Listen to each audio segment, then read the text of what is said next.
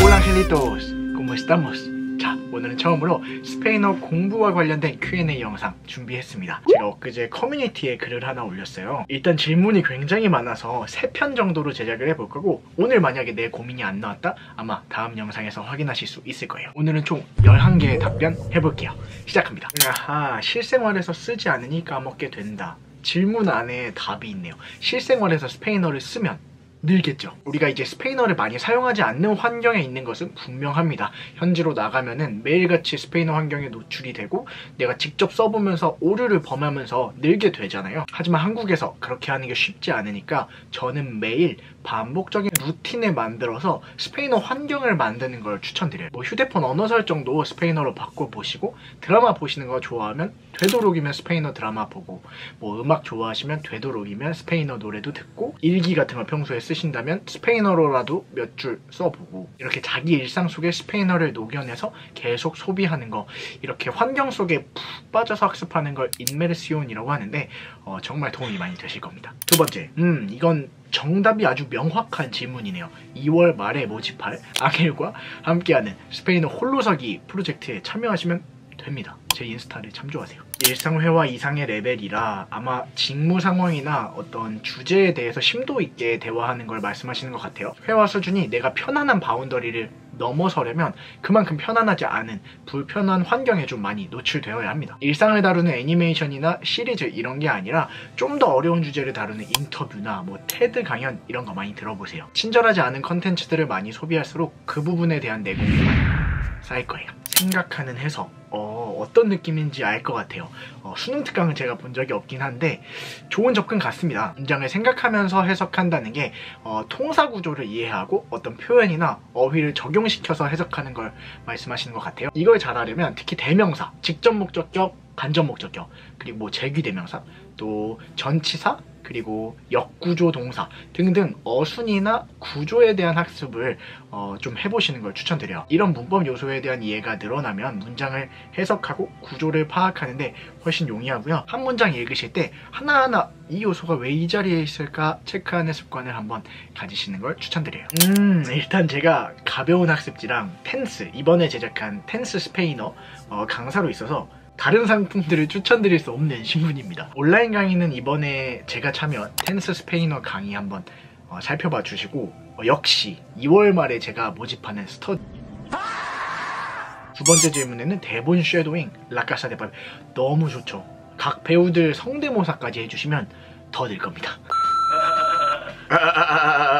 아르뚜리또. 공부를 이제 시작하시는 분들은 진짜 제가 예전에 시작할 때보다 책도 많고 온라인 오프라인 강의들 정말 많아요. 내가 뭘 얻어가고 싶은지 잘 생각해 보시고 컨셉에 맞게 잘 고르시면 좋겠죠. 그리고 무엇보다도 최선의 선택이라는 거, 최고의 강의, 최고의 책, 최고의 뭐 공부 방법, 이런 건 전부 결과론적인 거예요. 사실 남의 이야기가 정답이 아니고 제가 말씀드리는 것도 참고만 하셔야 됩니다. 가장 중요한 건 행동하는 거. 스페인어를 하루라도 빨리 접하고 하루라도 빨리 소비하는 거니까요.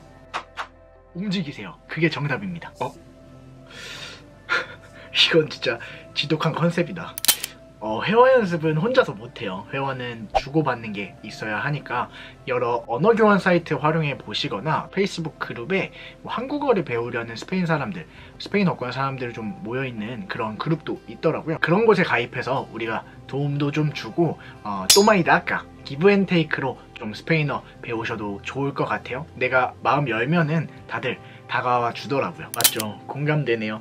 맞든 틀리든 그냥 말하는 게 사실 회화에는 제일 좋은데, 그런데 문법을 생각하는 게 전혀 나쁜 게 아니에요. 회화를 구성하는 요소가 플루이데스, 유창성도 있지만 프레시시온, 정확성도 있거든요. 이 정확성은 문법에 대한 이해가 없으면 달성할 수 없습니다. 처음에는 내 뇌가 입을 가로막고 방해하는 것 같은데 조금만 견뎌내야 됩니다. 이 과정을 넘어서면 내 뇌가 입을 서포트하는 좋은 아이디어가 있어, 이렇게 말해봐, 서포트하는 기분 느끼실 수 있을 거예요.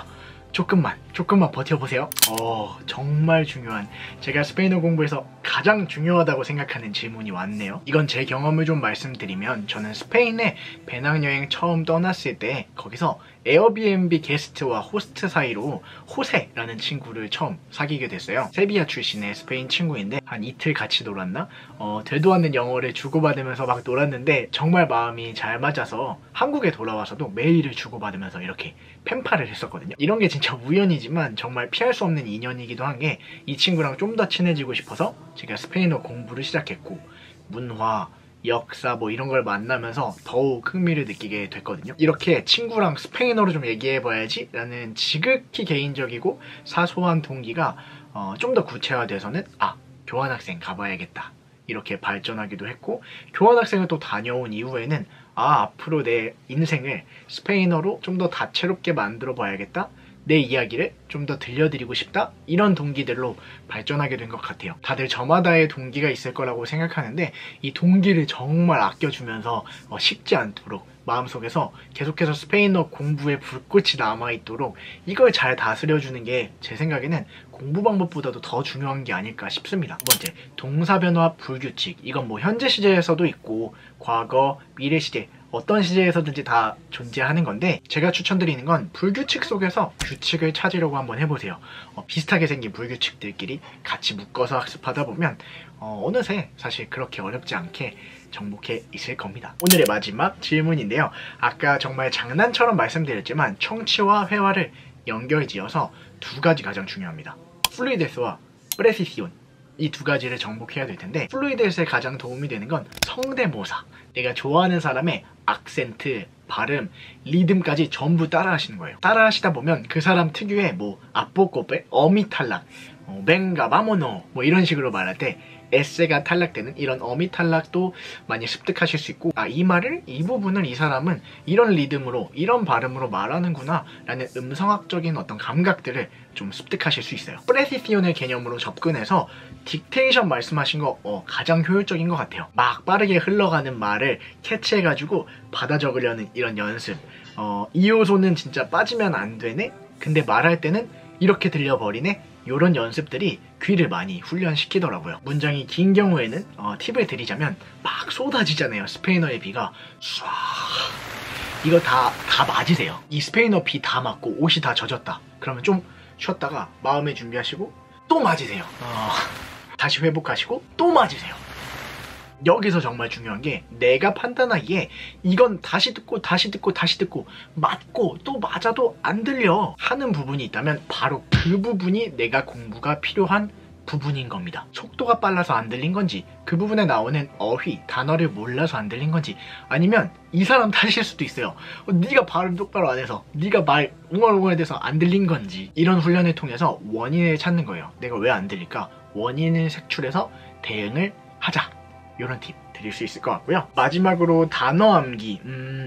기초적이고 아주 중요한 건 단어장을 만들어도 좋은데, 사실 모르는 단어는 매일 생깁니다. 그걸 나올 때마다 정리하고 외우겠다는 건 사실 불가능에 도전하는 거니까, 저는 몇 가지 주제가 있다면 가장 중요한 어휘들 몇 개만 꼭 외우시고, 중요도가 떨어지는 단어는 충분히 여러분이 판단하실 수 있을 거예요. 그런 단어들 과감히 버리세요. 만약에 내가 대화할 때 튀어나왔어 그런 단어가, 그러면 잠깐 끊고 그 무슨 뜻이야? 물어보면 되죠. 단어 암기의 핵심은 제 생각엔 미니멀리즘인 것 같아요. 뇌를 최대한 쓰기 위해 비워내자. 네, 그럼 여기까지 11개의 답변을 드렸습니다. 다음 두 영상에서 나머지 질문들에도 성심성의껏 답변을 해드릴게요. 댓글 남겨주신 분들 정말 감사드리고요. 2월 중에는 라이브도 한번 해볼까 합니다. 오랜만에. 그럼 여러분 모두 건강하시고 다음 영상에서 만나요. Cuídate mucho. Adiós.